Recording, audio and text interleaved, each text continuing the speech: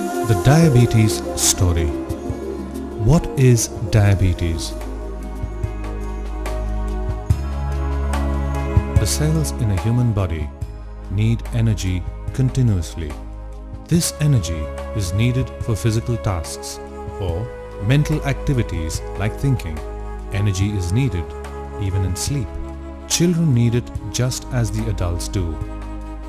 Cells use a substance called glucose to generate energy for their functioning. Without glucose, the cells cannot generate energy. When food is digested, it is broken down into glucose. The digested food containing glucose moves through the digestive tract. In the intestine, the glucose is absorbed into the blood. As the blood circulates around the body, the absorbed glucose is taken to all the cells in the body, enabling them to generate energy. On its own, the glucose can't enter the cells. The outer covers of the cell, called membranes, act as locked doors for glucose, barring its entry inside. A chemical generated by the body, called insulin, acts as the key in opening membrane doors to let glucose enter the cells. An organ in the body, called pancreas, has beta cells that produce insulin. This insulin is released into the bloodstream, which takes it to all cells in the body. Too much glucose circulating in the blood is referred to as high blood sugar and leads to a condition called diabetes. Absence of keys, that is no insulin, leads to insulin-dependent or type 1 diabetes.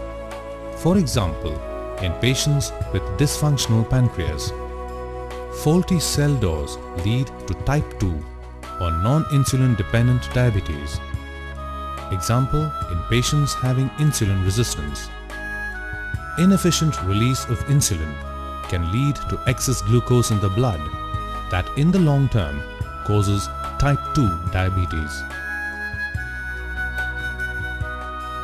Causes of diabetes. Heredity or genetics. Family history of diabetes increases one's chances of becoming diabetic. If both the parents are diabetic, the chances of the offspring becoming diabetic are high. The chances are lower if only one of the parents is diabetic, or even better, none of the parents are diabetic. Fatness or obesity can lead to diabetes. If the fat accumulation is in the stomach region, called central or apple-shaped obesity, it is more likely to lead to diabetes. This type of obesity is more common in men than in women, who have fat accumulation predominantly in the hip region, called lower or pear-shaped obesity. Overeating or eating high-calorie meals regularly can lead to diabetes. Some foods, such as white rice, soft drinks, most processed foods release their glucose rapidly in the stomach. This puts more pressure on the body's pancreas to control the glucose in the blood, leading to diabetes over a period of time. Such foods are called high glycemic index foods.